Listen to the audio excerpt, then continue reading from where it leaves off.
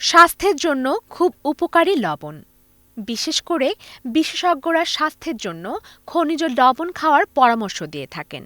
যখন আমরা খনিজ লবণের কথা বলছি, তখন মনে পড়ে গেল তুরস্কের মধ্য আনাতোলিয়া শহরের কানকিরি লবণ গুহার কথা। প্রতিদিন এই গুহা থেকে ১৫০০ টন লবণ আহরণ করা হয়। এমনকি তুরস্কের মতো একটি দেশের চাহিদা মেটাতে ৪০০ বছরের মতো খনিজ লবণ সংরক্ষিত রয়েছে কানকিরি লবণ গুহায়। তুরস্কের কানকিরি শহরের কেন্দ্র থেকে ২০ কিলোমিটার পূর্বে অবস্থিত কানকিরি গুহাটি। এই লবণ গুহাটি প্রায় ৫,০০০ বছর ধরে হিত্তিতেস সময়কাল থেকে পরিচালিত। কানকিরি লবণ গুহায় রয়েছে ১.৬ মিলিয়ন টন ধারণ ক্ষমতা সম্পন্ন বৃহত্তম খনিজ লবণের সংরক্ষণ। শত বছর ধরে এই লবণ গুহায় লবণ উৎপাদনের কারণে এখানে প্রাকৃতিকভাবেই কিছু গ্যালারি তৈরি হয়েছে।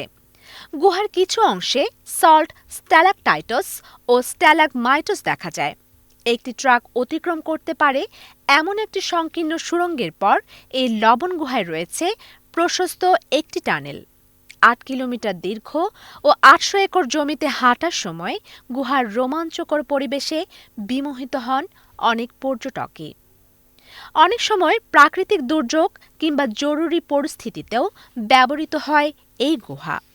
গুহাটির আরও একটি মজার চিত্র হল ২০০ বছর ধরে দাঁড়িয়ে থাকা একটি মৃত গাধার অক্ষত শরীর। গুহার ভিতরে শুষ্ক আবহাওয়ার কারণে গাধার লাশটি মমি করা শরীরের মতো সংরক্ষিত রয়েছে গুহায়। সম্প্রতি লবণ গুহার একটি অংশকে আর্ট গ্যালারিতে রূপান্তর করা হয়েছে। এখানে খনিজ লবণ দিয়ে তৈরি ভাস্কর্য ও শিল্প উন্মুক্ত করা হয়েছে প্রদর্শনীর জন্য।